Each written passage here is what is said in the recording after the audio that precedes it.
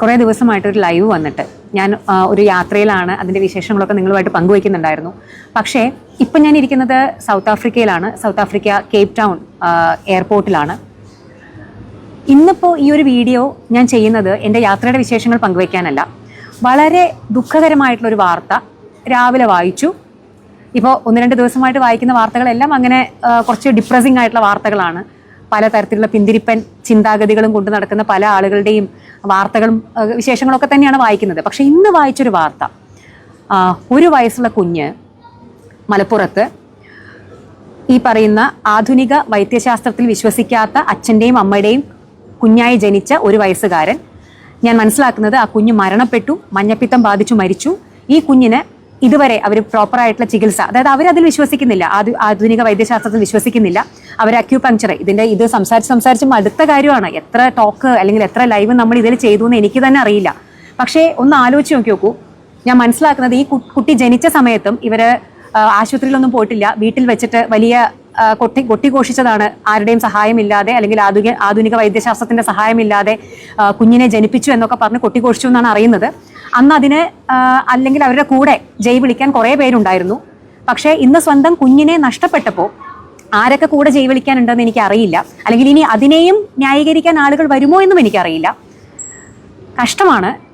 എന്താണ് പറയുക, സ്വന്തം കുഞ്ഞുങ്ങളെ ഇങ്ങനെ കൊലയ്ക്ക് കൊടുക്കാൻ എങ്ങനെ നിങ്ങൾക്ക് സാധിക്കുന്നു എന്നുള്ളത് എന്നെ അത്ഭുതപ്പെടുത്തുന്നുണ്ട്. പലരും പറയുന്ന ഒരു കാര്യമേ, ഞങ്ങളുടെ സ്വന്തം കുട്ടിയല്ലേ, നിങ്ങൾക്ക് എന്താ നഷ്ടം? ഞങ്ങളുടെ കുട്ടീനെ ഞങ്ങൾ കുത്തിവയ്പ്പ് കൊടുക്കും, അല്ലെങ്കിൽ ചികിത്സ കൊടുക്കും, കൊടുക്കാതിരിക്കും, കുത്തിവയ്പ്പ് കൊടുക്കും, കൊടുക്കാതിരിക്കും, ഇതൊക്കെ ഞങ്ങളുടെ ഇഷ്ടമാണ്.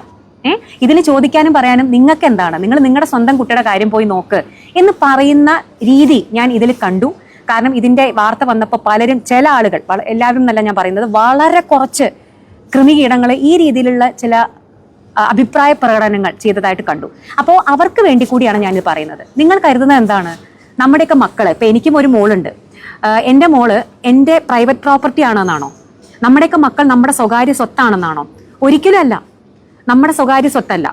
നമ്മുടെ മക്കൾ, കുട്ടികൾ എന്ന് പറയുന്നത് 18 വയസ്സിൽ താഴെയുള്ള കുട്ടികൾ, അത് സ്റ്റേറ്റിന്റെ സ്വത്താണ്. അതായത് നമ്മുടെ സംസ്ഥാനത്തിന്റെ, നമ്മുടെ രാജ്യത്തിന്റെ സ്വത്താണ്. അവർക്ക് വേണ്ട വിധത്തിലുള്ള പ്രാഥമിക കാര്യങ്ങൾ അല്ലെങ്കിൽ അവരുടെ അവകാശങ്ങൾ ചെയ്തു കൊടുക്കേണ്ടത് അച്ഛനും അമ്മ എന്നുള്ള രീതിയിൽ പാരൻസിന്റെ കടമയാണ്.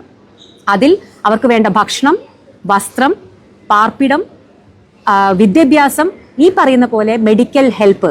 പണ്ടത്തെ പോലെ വസ്ത്രവും ഭക്ഷണവും പാർപ്പിടവും മാത്രമല്ല നമ്മുടെ അടിസ്ഥാന റൈറ്റുകൾ കുട്ടികളുടെ. അവർക്ക് പ്രോപ്പറായിട്ടുള്ള വിദ്യാഭ്യാസം കൊടുക്കണം. അവർക്ക് വേണ്ട വൈദ്യസഹായം, ബേസിക് ആയിട്ടുള്ള കാര്യങ്ങൾ, പ്രതിരോധ കുത്തിവയ്പ്പുകൾ, വൈദ്യസഹായം കൊടുക്കണം. ഇതൊക്കെ അച്ഛനമ്മമാരുടെ അല്ലെങ്കിൽ രക്ഷിതാക്കളുടെ കടമയാണ്. ഇത് നിങ്ങൾ വേണമെന്നുണ്ടെങ്കിൽ നിങ്ങൾക്ക് 18 വയസ്സിൽ മേലെയുള്ള പുരുഷനും സ്ത്രീക്കും എന്ത് വേണമെങ്കിൽ തീരുമാനിക്കാം. നിങ്ങൾക്ക് വൈദ്യശാസ്ത്രത്തെ കുറ്റം പറയാം, ആധുനിക വൈദ്യശാസ്ത്രം വേണ്ടാന്ന് പറയാം, നിങ്ങൾക്ക് വേറെ ഏത് ശാസ്ത്ര ശാഖകളിലും വേണമെങ്കിൽ നിങ്ങൾക്ക് ട്രീറ്റ്മെന്റ് എടുക്കാം, നിങ്ങൾക്ക് അല്ലെങ്കിൽ ട്രീറ്റ്മെന്റേ വേണ്ടാന്ന് പറയാം. അതൊക്കെ നിങ്ങളുടെ ഇഷ്ടമാണ്. അതിനെ നമുക്ക് നിർബന്ധിച്ചിട്ടൊന്നും ചെയ്യാൻ പറ്റില്ല. പക്ഷേ നിങ്ങളുടെ കുഞ്ഞുങ്ങളുടെ കാര്യം വരുമ്പോൾ അത് ഞങ്ങളുടെ ഇഷ്ടം എന്ന് പറഞ്ഞിരുന്നു കഴിഞ്ഞാൽ ദാറ്റ്സ് എ ക്രിമിനൽ ഒഫൻസ്. അങ്ങനെയാണെങ്കിൽ ഞാൻ ഒറ്റ കാര്യം ചോദിക്കട്ടെ, നമ്മുടെ കുഞ്ഞിനെ തല്ലിക്കൊന്നിട്ടെ, ഇപ്പം നമ്മൾ എത്രയോ കേസുകൾ കേൾക്കുന്നില്ലേ? കുട്ടികളെ പൊള്ളിക്കുന്നത്, കുട്ടികളെ ഉപദ്രവിക്കുന്നത്, അല്ലെങ്കിൽ വീട്ടിൽ അച്ഛനമ്മമാർ തന്നെ കുട്ടികളെ ഉപദ്രവിച്ച് ചില കുട്ടികൾ മരണപ്പെടുന്നത്. അപ്പം അങ്ങനെയാണെങ്കിൽ അവർക്കും പറഞ്ഞുകൂടെ, ഇത് എൻ്റെ കുട്ടിയല്ലേ, നിങ്ങൾ എന്തിനാണ് ഇതെന്ന് അന്വേഷിക്കുന്നത്? ഇതിന് പോലീസിൽ എന്താണ് കാര്യം? ഇതിന് സർക്കാരിന് എന്താണ് കാര്യം? ഇതിന് നാട്ടുകാർക്ക് എന്താണ് കാര്യം എന്നൊക്കെ അവർ ചോദിച്ചു കഴിഞ്ഞാൽ നമ്മൾ സമ്മതിക്കുമോ?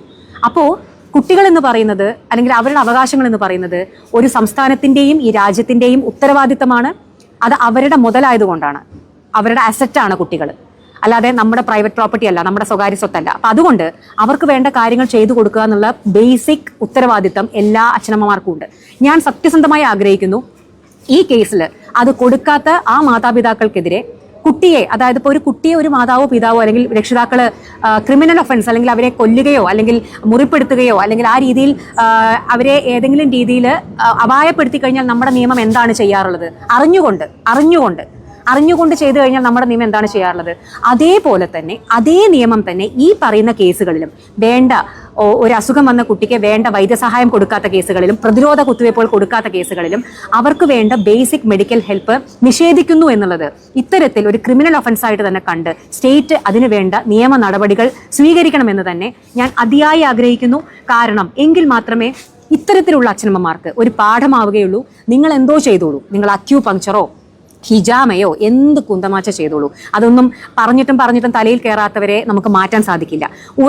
ഉറങ്ങുന്നവരെ നമുക്ക് ഉണർത്താൻ സാധിക്കും. നമ്മൾ പറയാറില്ലേ, ഉറക്കം നടിക്കുന്നവരെ ഒരിക്കലും നമുക്ക് ഉണർത്താൻ സാധിക്കില്ല. അപ്പൊ ഇവരൊക്കെ ഉറക്കം നടിക്കുന്നവരാണ്. അവർ വേറെ ഏതോ ലോകത്താണ്. അവരൊന്നും നമ്മൾ പറഞ്ഞു കഴിഞ്ഞാൽ കേൾക്കുന്ന അല്ലെങ്കിൽ മാറുന്ന ആളുകളല്ല. പക്ഷെ നമ്മൾ പറഞ്ഞുകൊണ്ടേയിരിക്കും, ആരെങ്കിലും മാറിക്കോട്ടെ എന്ന് വിചാരിച്ചിട്ട്. പക്ഷേ ഞാൻ അവരെ വിടുകയാണ്. അവരെ സംബന്ധിച്ചിട്ടല്ല എൻ്റെ കൺസേൺ. പക്ഷേ ഈ കുട്ടികളെ, ഒന്നും അറിയാത്ത കുട്ടികളെ, ഈ പിഞ്ചു കുട്ടികളെ, ഈ ഇന്നസെന്റ് ആയിട്ടുള്ള ആ പാവങ്ങൾക്ക് സ്വന്തമായിട്ടൊരു തീരുമാനം എടുക്കാൻ പറ്റില്ല. നമ്മുടെ മക്കൾക്ക് 18 വയസ്സ് വരെ നമ്മൾ എടുക്കുന്ന തീരുമാനങ്ങളാണ്.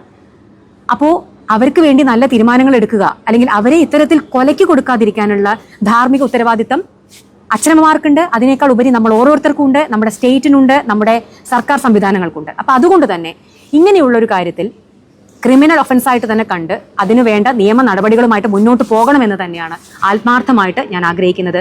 എങ്കിൽ മാത്രമേ ഇത്തരത്തിലുള്ള നാണക്കേടുകൾ, ഈ പറയുന്ന ആരോഗ്യ സംവിധാനത്തിലൊക്കെ ഏറ്റവും മുൻപന്തിയിൽ നിൽക്കുന്നു എന്ന് മേനി പറയുന്ന നമ്മൾ കേരളീയർക്ക് ഇത്തരത്തിലുള്ള നാണക്കേടുകൾ ഇനിയും സഹിക്കാതിരിക്കണമെങ്കിൽ നമ്മൾ ഇത്തരത്തിലുള്ള ശക്തമായിട്ടുള്ള നടപടികൾ ഗവൺമെന്റ് അല്ലെങ്കിൽ ആരോഗ്യ സംവിധാനം ഇതിനെതിരെ എടുക്കുകയേ പറ്റൂ. അപ്പോൾ അത്രയാണ് എനിക്കൊരു ഡോക്ടർ എന്നുള്ള രീതിയിൽ. കാരണം ഞാനൊരു കുട്ടികളുടെ ഡോക്ടറാണ്. കുട്ടികളുടെ മരണങ്ങൾ നമ്മൾ കാണാറുണ്ട്. നമുക്ക് എത്ര തന്നെ ചെയ്താലും എന്തൊക്കെ ചികിത്സകൾ കൊടുത്താലും ചില സന്ദർഭങ്ങളിൽ കുട്ടികൾ നമ്മുടെ കൈവിട്ട് പോകാറുണ്ട്. കുട്ടികളുടെ മരണം എന്ന് പറയുന്നത് ബാക്കിയുള്ളവരെ പോലെയല്ല. ഞാനൊരു അമ്മ എന്നുള്ള രീതിയിൽ, ഒരു ഡോക്ടർ എന്നുള്ള രീതിയിൽ എത്രയോ കുട്ടികളുടെ മരണങ്ങൾ നമ്മുടെ കയ്യിലൂടെ, കാരണം എത്ര തന്നെ നമ്മൾ ശ്രമിച്ചാലും ചില മരണങ്ങൾ നമ്മുടെ കയ്യിൽ നിൽക്കില്ല, ചിലത് പറ്റിപ്പോവും. അല്ലെങ്കിൽ അത്രയും സിക്കായിട്ടുള്ള കുട്ടികൾ എന്തെന്നെ ചെയ്തിട്ടും രക്ഷപ്പെടാതെ പോകുന്ന അവസ്ഥകൾ കാണുന്നവരാണ് ഞങ്ങൾ. ഒരു കുഞ്ഞിന്റെ മരണം, അത് നമ്മുടെ കുട്ടി ആവണമെന്നില്ല കേട്ടോ. ഒരു കുട്ടിയുടെ മരണം എന്ന് പറഞ്ഞു കഴിഞ്ഞാൽ ഞാൻ എൻ്റെ പേഴ്സണൽ അഭിപ്രായം പറയുകയാണ്. എൻ്റെ ജീവിതത്തിൽ അല്ലെങ്കിൽ ആരുടെ ജീവിതത്തിലായാലും നമുക്ക് കാണാൻ, നമ്മൾ എക്സ്പീരിയൻസ് ചെയ്യുന്ന ഏറ്റവും വേഴ്സ്റ്റ് ആയിട്ടുള്ളൊരു കാഴ്ചയാണ് ഒരു കുഞ്ഞിന്റെ മരണം. അപ്പോൾ നമ്മൾ അറിഞ്ഞുകൊണ്ട് നമ്മുടെ മക്കളുടെ മരണത്തിന് കാരണമാവുക എന്നുള്ളത് എനിക്ക് ഒരിക്കലും അത് ഉൾക്കൊള്ളാൻ സാധിക്കില്ല. അപ്പോൾ നിങ്ങൾക്ക് ആർക്കും അത് ഉൾക്കൊള്ളാൻ സാധിക്കില്ല എന്ന് എനിക്കറിയാം. കാരണം നമ്മളെല്ലാവരും നമ്മുടെ സ്വന്തമാണെങ്കിലും വേറെ ആളുടെ കുട്ടികളാണെങ്കിലും നമ്മൾ കുഞ്ഞുങ്ങളെ എത്രത്തോളം സ്നേഹിക്കുന്നവരാണ്, ഒരു കുഞ്ഞും മരിക്കരുതെന്ന് ആഗ്രഹിക്കുന്നവരാണ്. അപ്പം അതുകൊണ്ട് നമ്മൾ എല്ലാവരും ഒറ്റക്കെട്ടായിട്ട് ഇത്തരത്തിലുള്ള തെറ്റായിട്ടുള്ള പ്രവണതകൾക്കെതിരെ ശബ്ദം ഉയർത്തണം എന്ന് തന്നെ ഞാൻ പറയുന്നു. അതിലൊരിക്കലും നമ്മുടെ ജാതിയോ മതമോ അതിനൊരു മാർഗ തടസ്സമാവരുത്. ഇതിന് ഒന്നും മതമായിട്ടൊന്നും ഒരു ബന്ധവുമില്ല. ഓക്കെ, ഒരു മതമായിട്ടും ഇതിനൊരു ബന്ധവുമില്ല. ഒരു മതവിശ്വാസത്തിന്റെയും ബന്ധപ്പെട്ടിട്ടല്ല ഇത്തരത്തിൽ ചികിത്സ കൊടുക്കാതിരിക്കണമെന്ന് എനിക്ക് തോന്നുന്നില്ല ഒരു മതവിശ്വാസത്തിലും ഒരു മതഗ്രന്ഥത്തിലും എഴുതി വെച്ചിട്ടുണ്ട് എന്നുള്ളത്. നമ്മൾ മനുഷ്യരെ സൃഷ്ടിച്ചത് പല പല ദൈവങ്ങളാണെന്ന് പല മതവിശ്വാസികൾ വിശ്വസിക്കുന്നു. അപ്പൊ അതേ ദൈവങ്ങൾ തന്നെയാണല്ലോ ഡോക്ടർമാരെയും ആശുപത്രിയും വൈദ്യശാസ്ത്രവും മരുന്നും എല്ലാം ഉണ്ടാക്കിയത്. അപ്പൊ അങ്ങനെ അത് ഉണ്ടാക്കിയിട്ടുണ്ടെങ്കിൽ ഇതൊക്കെ മനുഷ്യന്മാർക്ക് ഉപയോഗിക്കാനും മനുഷ്യന്മാരുടെ മരണം തടയാനും വേണ്ടി തന്നെയാണ്. അപ്പോൾ അങ്ങനെയുള്ള ദൈവങ്ങൾ, നിങ്ങൾ വിശ്വസിക്കുന്ന ദൈവങ്ങൾ എങ്ങനെയാണ് ഇതൊന്നും നിങ്ങൾ ഉപയോഗിക്കരുതെന്ന് പറയുക?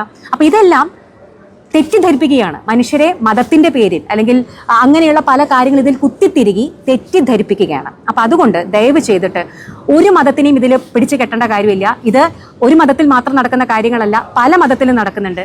അപ്പോൾ ഒരിക്കലും അത് നമ്മൾ സമ്മതിച്ചു കൊടുക്കരുത്. നമ്മൾ കേരളീയർ, മലയാളികൾ ഒറ്റക്കെട്ടായിട്ട് ഇത്തരത്തിലുള്ള അശാസ്ത്രീയക്കെതിരെ, ഇത്തരത്തിലുള്ള തെറ്റായ പ്രവണതകൾക്കെതിരെ ഒരുമിച്ച് നിൽക്കണമെന്ന് ഞാൻ എല്ലാവരുടെ പറയുകയാണ്. എന്താ ഡോക്ടർ പ്രശ്നം എന്ന് ചോദിക്കുന്നുണ്ട് വാജിദ്.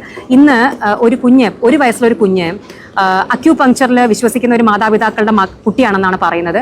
അവർ ആ കുട്ടിക്ക് വേണ്ട ചികിത്സ വേണ്ട സമയത്ത് കൊടുത്തില്ല. കാരണം അവർ ആധുനിക വൈദ്യശാസ്ത്രത്തിൽ വിശ്വസിക്കുന്നില്ല. ആ കുഞ്ഞ് മരണപ്പെട്ടു.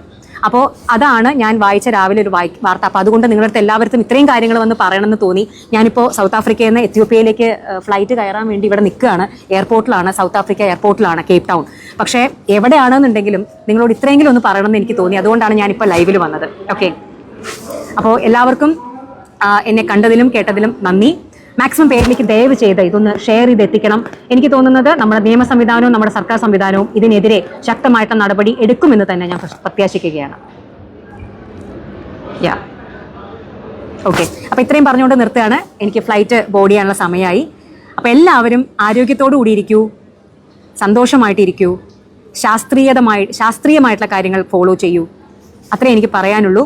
സ്വന്തം ബുദ്ധി, കോമൺ സെൻസ്, പ്രായോഗിക ബുദ്ധി ഒന്ന് ഉപയോഗിച്ചിട്ട് ജീവിക്കാൻ ശ്രമിക്കും. അല്ലാതെ പല ലഹരികളുണ്ട് നമ്മുടെ ഇടയിൽ. അതിൽ പലതാണ് അശാസ്ത്രീയത, ഇങ്ങനെയുള്ള കപട ചികിത്സകൾ, മതം, അങ്ങനെ പല പല പല തെറ്റായ ലഹരികൾ. കള്ളും കഞ്ചാവും MDMA മാത്രമല്ല ലഹരി. ഇങ്ങനെയുള്ള എല്ലാ ലഹരികൾക്കെതിരെയും നമുക്ക് ഒറ്റക്കെട്ടായിട്ട് പടപൊരുതണം. എങ്കിൽ മാത്രമേ നമ്മുടെ അടുത്ത തലമുറയെങ്കിലും ഇതിൽ നിന്നൊക്കെ മാറി നല്ല രീതിയിൽ നമ്മുടെ മുന്നിൽ ജീവിക്കുകയുള്ളൂ. കേട്ടോ? Yeah. Bye bye. Take care.